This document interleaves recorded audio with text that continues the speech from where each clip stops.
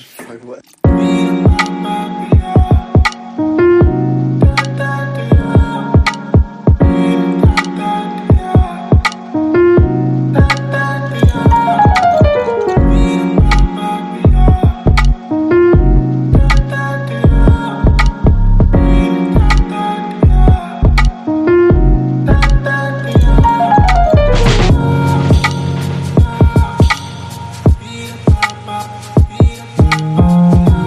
যখন মায়ের বাড়ি যাই, মায়ের কাছে কিছুদিন থাকার পর যখন আবার শ্বশুরবাড়িতে ফিরে আসার সময় হয়ে আসে, তখন না বাপের বাড়ির মানুষজনদের জন্য মনটা কেমন করে।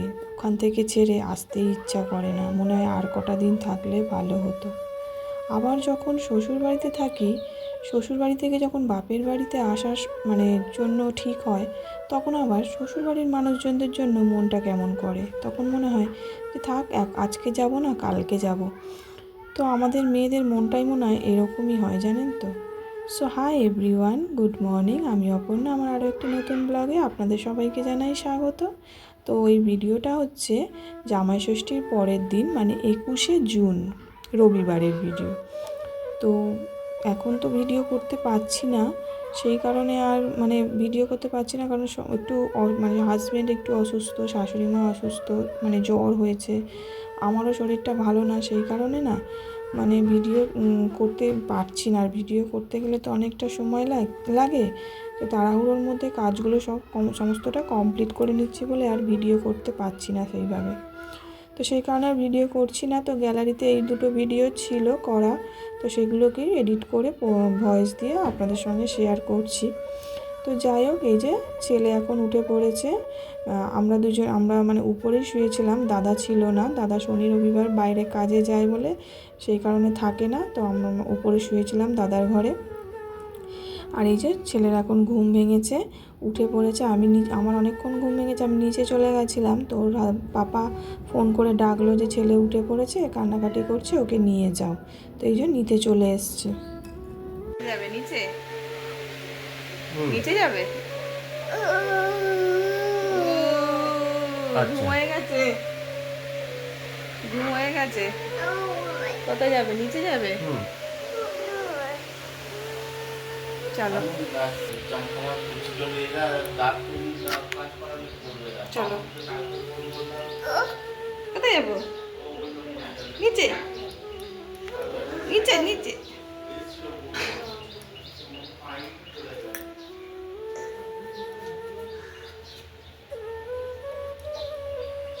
Good morning, good morning. Husband তো ছিল, আমরা এসেছিলাম শুক্রবার, শুক্র শনি, আজকে রবিবার। তো শুক্র শনি ছিল, শনিবারই চলে যাবে বলছিল। তো আমি বললাম থাকো আজকের দিনটা, কালকে রবিবার দিন, কালকে যাবে, খাওয়া দাওয়া করে বিকালবেলা যাবে। তো দুপুর দুপুর করে বেরিয়ে যাবে। তো সেই কারণে হাজব্যান্ড থেকে গেছে। আর এদিকে দেখুন সকালের অনেকটা সময় পেরিয়ে গেছে। বাপের বাড়ি থাকলে তো আর কাজ বাজ তেমন কিছুই থাকে না দেখানোর মতো। তো সকাল সকাল মা রান্না বান্না করে নিয়েছে।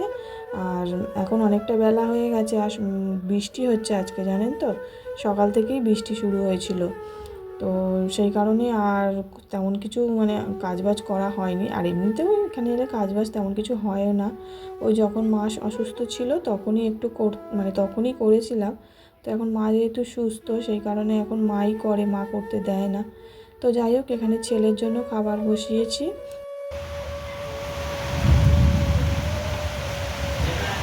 এই দেখো, আজকে হচ্ছে রবিবার। তো আমি তো মায়ের বাড়িতেই আছি, যাইনি, হাজব্যান্ডও আছে। তো এই যে বৃষ্টি হচ্ছে, ও তো খাওয়া দাওয়া করে যাবে বলেছে। ও কালকে চলে যাচ্ছিলো শনিবার দিনে, আমি বললাম যে থাকো আজকে। তো এই শনিবার থেকে গেছে, আজকে রবিবার, বললো খাওয়া দাওয়া করে চলে যাব। কিন্তু এই যে বৃষ্টি হচ্ছে, এখন 12টা মতো বাজে, 12টা বেজে গেছে।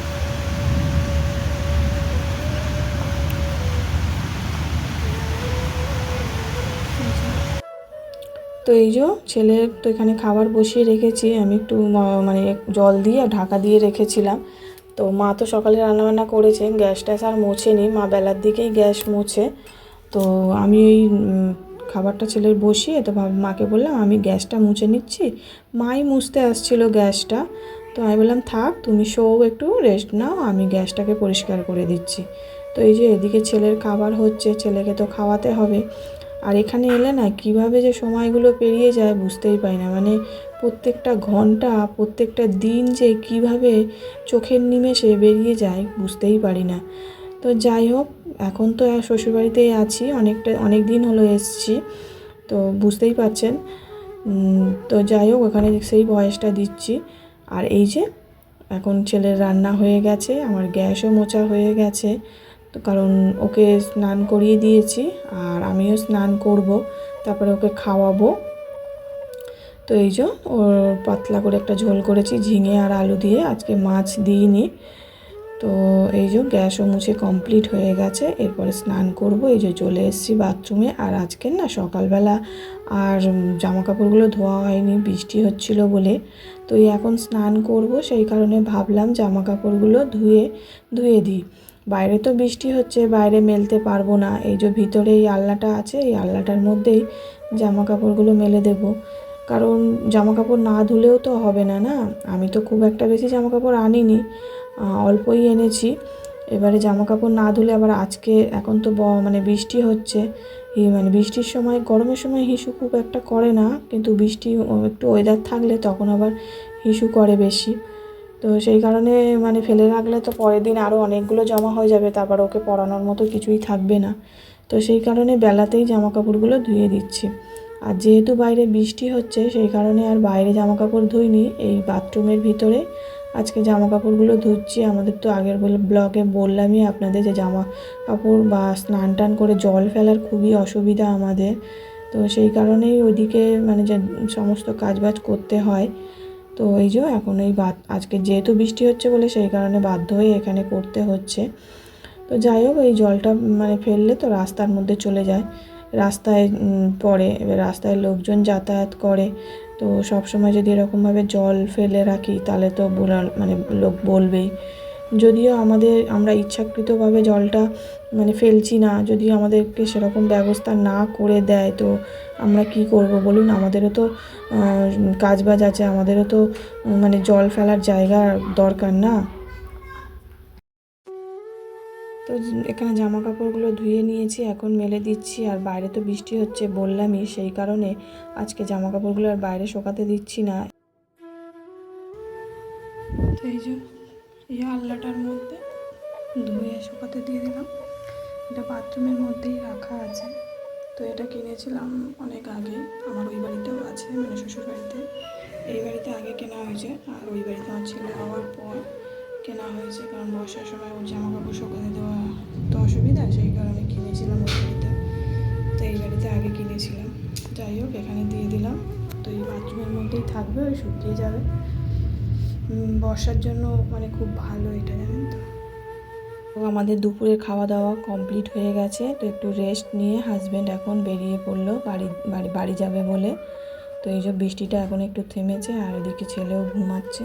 তো হাজব্যান্ড এই কারণে বললো যে আমি এখন বেরিয়ে যাই, কারণ নালে ও ঘুম থেকে উঠে পড়লে তখন আর বেরাতে পারবো না, কান্নাকাটি করবে। তো সেই জন্য এখন বেরিয়ে পড়েছে, এখন প্রায় ওই 3টের মতো বাজে। তো এই যে যাচ্ছে, ও এখন মন খারাপ করছে জানেন তো, কারণ জানি না মানে কি বলবো, মনে হচ্ছিলো আরও কটা দিন থাকুক এরকম একটা। তো যাই হোক, যেতে তো হবে, ও তো আর বেশি দিন থাকতে পারবে না, না? তো যাই হোক, আমার তো মাকে ডাক্তার দেখানোর আছে বলে ওই জন্যে আমি আরও বিশেষ করে থাকছি। অনেক দিন হয়ে গেছে ডাক্তার দেখিয়ে নিয়ে এসে, 1 মাস পরে ডাক্তার যেতে বলেছিল, কিন্তু 1 মাসের বেশি হয়ে গেছে।